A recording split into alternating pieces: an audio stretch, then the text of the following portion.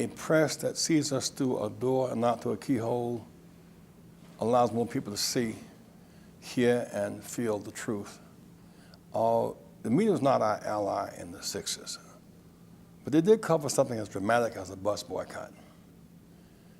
And people identified with that boycott as being the right thing to do. They did reject his home being bombed. They rejected the church being bombed. Americans saw the dogs biting and the horses kicking. It hastened the time for change. The right wing's response was, if the media had not covered those events, things would not have changed. And they fought, therefore, to stop the media from covering civil rights activity or labor activity. So today, you can't see a labor leader on a Sunday talk show. You can't see an American farmer on a Sunday talk show. You can't see an advocate for women's rights on a Sunday talk show. You can't see a Black or Latino fighting for racial justice on a Sunday talk show. And that's why the free press is critical. We must fight to get the word out, because the word is a key to information and motivation.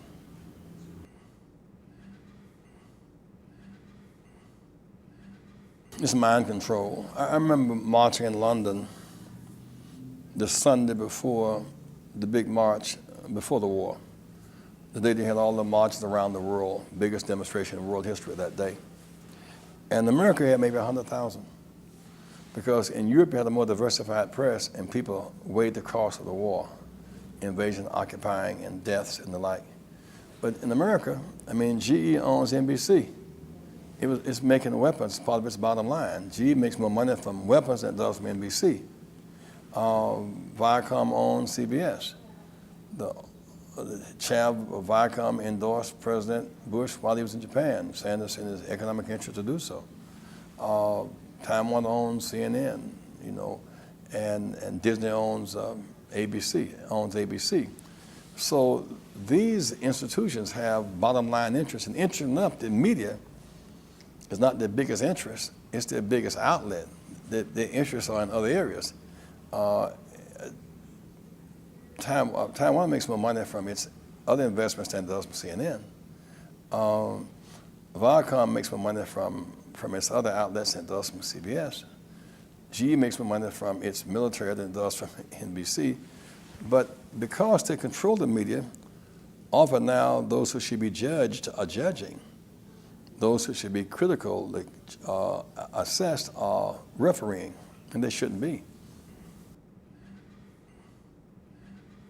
20 years ago, we had Max Robertson on ABC World News Tonight. Now that's out. You look at television, except Robin Roberts in the morning on ABC, all day, all night, all white. Whether it's Fox and O'Reilly and Greta, or whether it is CNN and Paula Zahn and Larry King and Anderson Cooper. And these are good people, but they do not represent the broad spectrum of America. So that's not them. It's why isn't there more diversity in hosts? Because hosts determine subject matter and content. They determine guests. They determine who they want their bookers to be. So the institutions have really tightened up as opposed to getting broader. They've gotten more narrow. Well, I think there must now be congressional hearings. I think the FCC is still stacked because of the vote, the 3-2 vote structure. The Congress itself should in fact, dealing with communications, now raise questions about lack of fairness, lack of access. Not to regulate, just to expose and to challenge those who in fact own the media to in fact let the media reflect in its guests, in its station ownership, the people. We are advocating a tax certificate be restored. In that way, Blacks and Latinos can again own more radio and own more TV stations. When the Republicans came in 1994, the first act was to kill tax certificate, was to kill easy access to media ownership. That must be restored.